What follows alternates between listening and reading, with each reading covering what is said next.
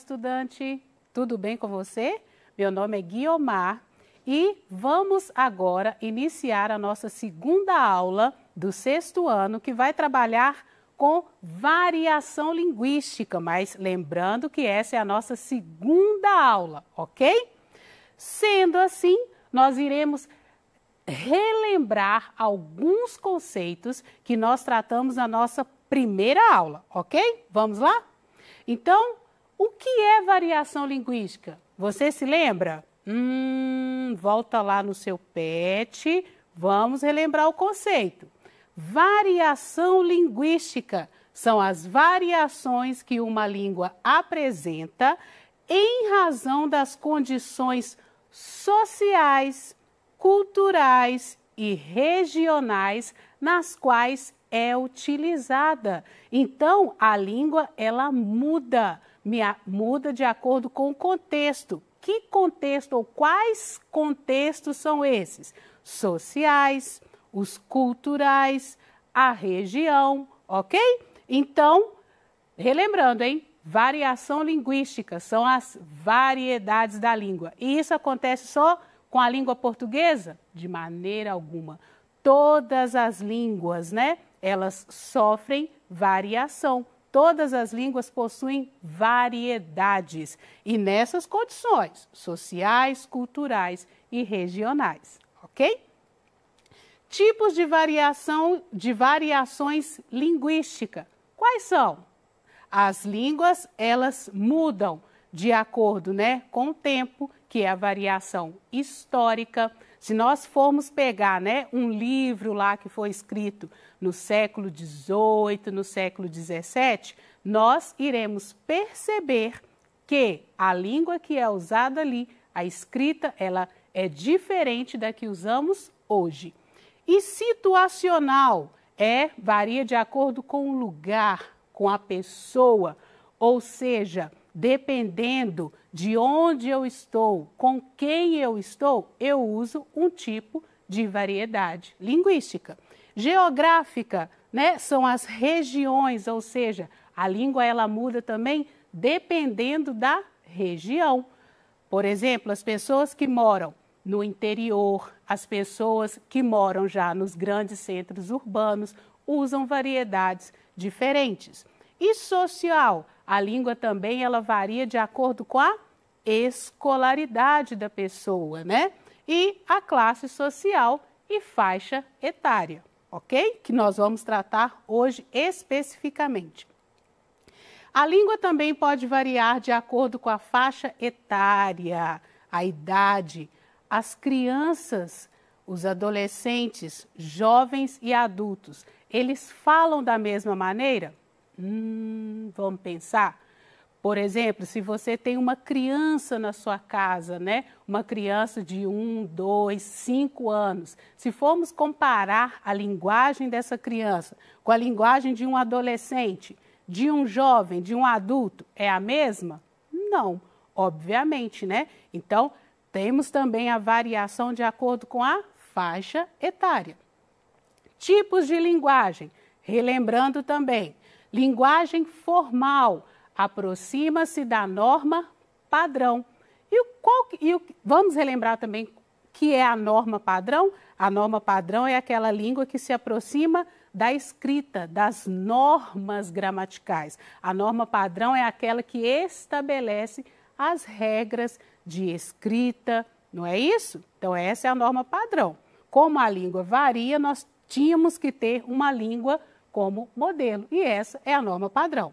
Linguagem informal é aquela usada no cotidiano, ela é mais espontânea, né? E não preocupa-se com essas regras, ok?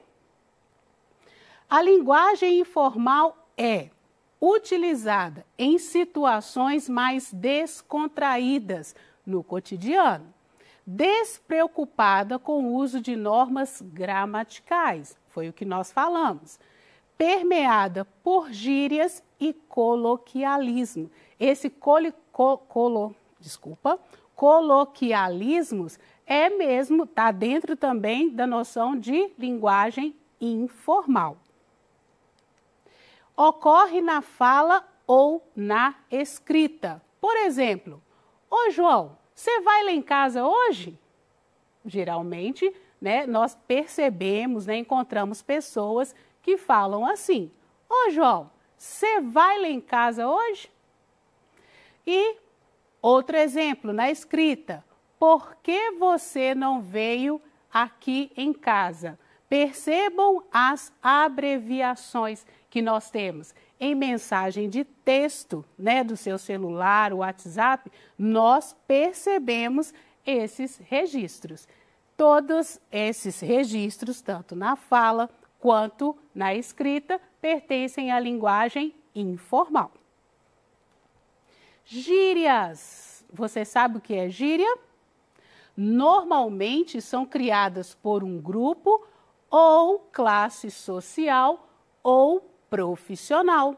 Elas são criadas no intuito de substituir termos formais da língua, ou seja, não podem ser interpretadas de maneira literal, e sim em seu sentido conotativo ou figurado. Então vamos lá. Gíria são aqueles termos, né, que nós percebemos em alguns grupos, né, de jovens ou até mesmo adultos, mas são grupos específicos. Por exemplo, os surfistas, eles têm algumas falas, eles usam algumas palavras que se enquadram, né, aí como gírias, porque são termos que são usados no grupo deles, né, no grupo ali, no contexto em que eles vivem. Também nós temos como exemplo, podemos colocar os grupos, vamos pensar assim, né? Os funkeiros, por exemplo, eles podem ter gírias também, palavras que eles usam entre eles. Os rappers, os MCs, sim, eles podem ter ali alguns termos que eles usam junto, né, com as pessoas que fazem parte do seu contexto. Por serem criadas por determinado grupo, muitas vezes são incompreendidas por outros, mostrando a identidade de determinados grupos, pois aos poucos vai fazendo parte do processo de comunicação entre pessoas daquele círculo social. Ou seja, se nós estivermos perto dessas pessoas, provavelmente, se eles pronunciarem, né, uma dessas gírias, nós não vamos compreender. Por quê? É própria daquele grupo, são palavras, né, que pertencem àquele grupo. As gírias pertencem a determinados grupos ou classes sociais.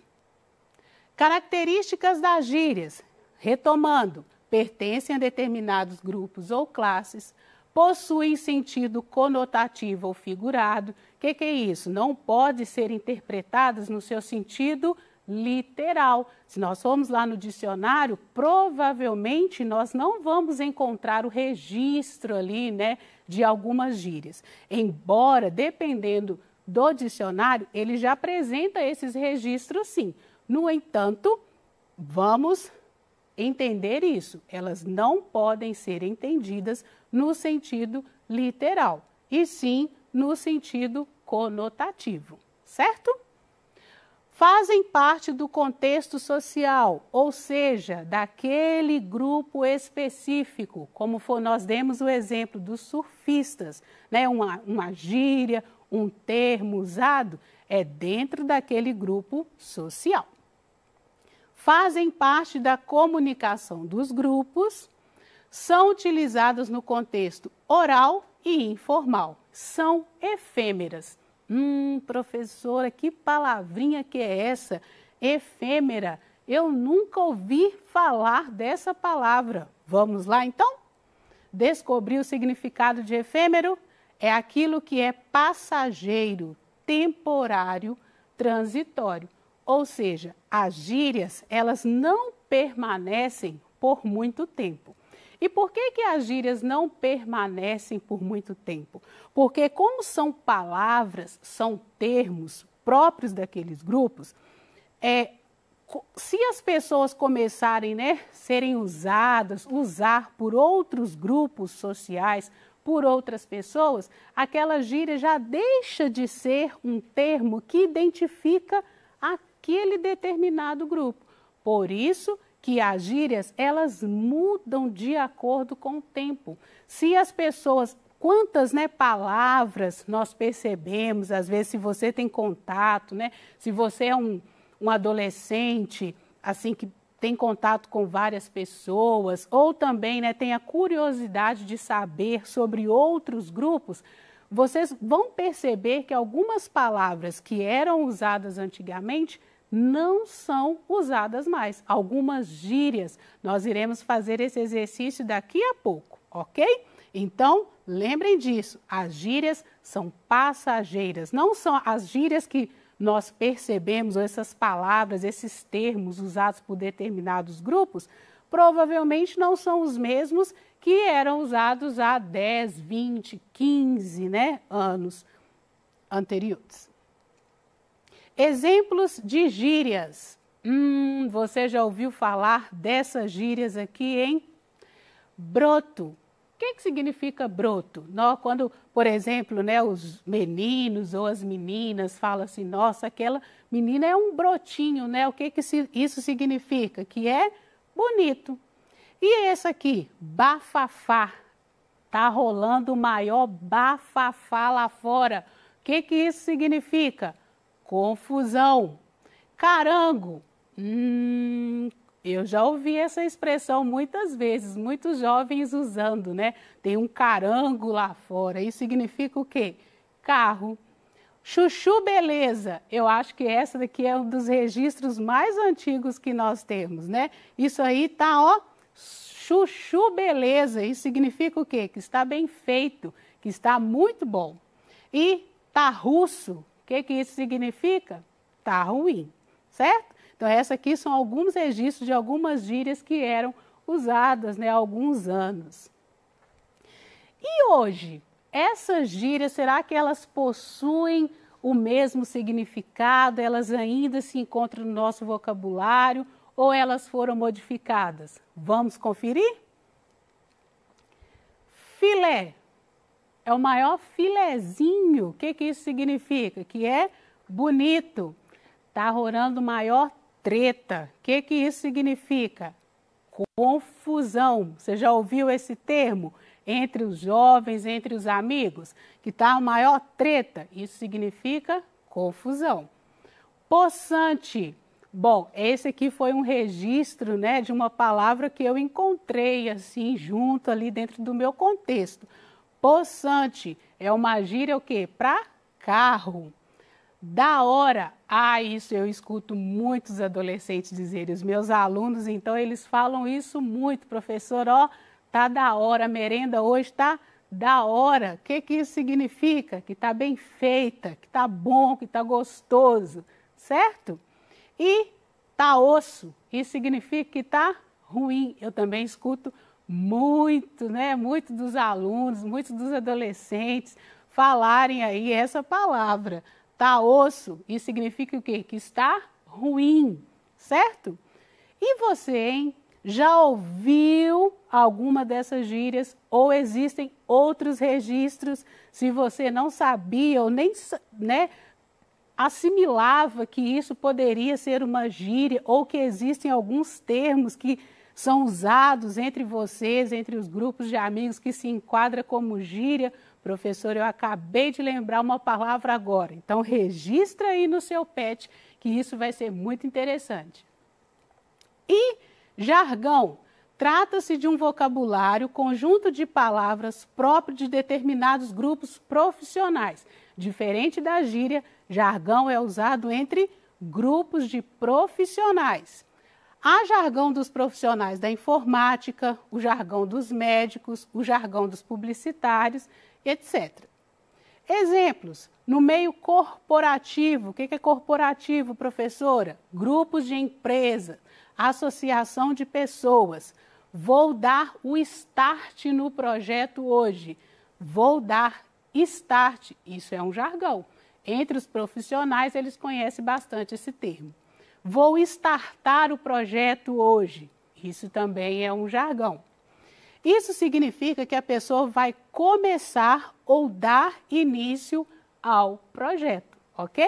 Então, dar o start, startar, é um jargão, né, usado entre os profissionais do meio corporativo. Na área jurídica, juízes, advogados, observa-se o uso de peticionar, que quer dizer pedir ao juiz. Então, a diferença entre gíria e jargão. Gírias são termos que substituem, né, palavras e usada entre grupos sociais, um determinado grupo de pessoas. E jargão já é usado entre profissionais, um grupo profissional, certo? Essa é a diferença entre gíria e jargão. Agora, você, dentro da sua casa, por exemplo, né, aquelas pessoas que trabalham, que pertencem a um grupo de profissionais, existe algum termo que você já ouviu essas pessoas dizerem que você não entendeu? Ou às vezes quando você percebe, né, as pessoas conversando, aí você ouve uma palavra diferente, será que isso aí já despertou alguma curiosidade para você? Tenta relembrar aí e anota no seu pet também, para você lembrar que hoje nós falamos sobre gíria e jargão, ok? E na medicina, os médicos dizem AVC ou acidente cerebral para se referir ao que conhecemos como derrame cerebral.